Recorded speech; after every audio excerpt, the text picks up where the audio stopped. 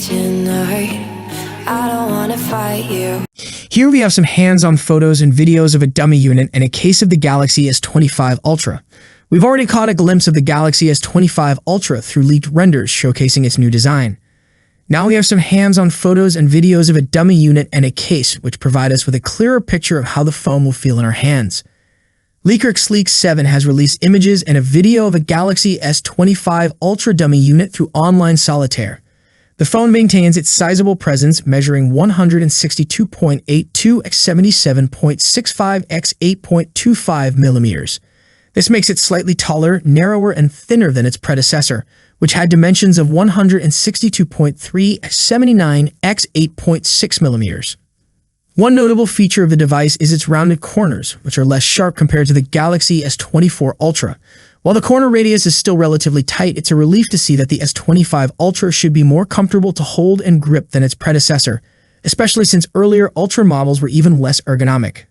Additionally, the sides of the phone seem flatter, contributing to a more user-friendly design.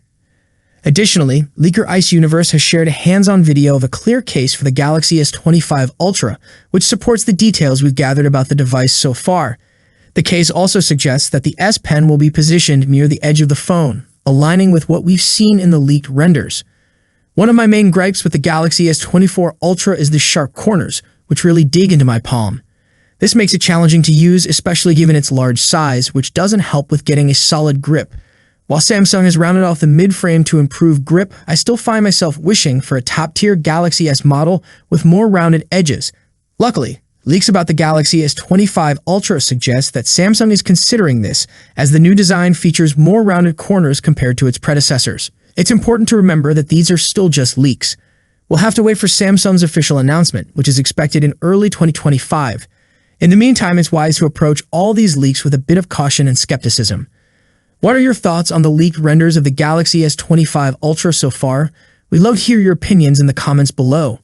I hope you liked the video. If you enjoyed the video, subscribing to the channel would be greatly appreciated.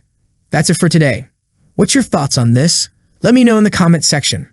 As always, see you in the next video. Peace out.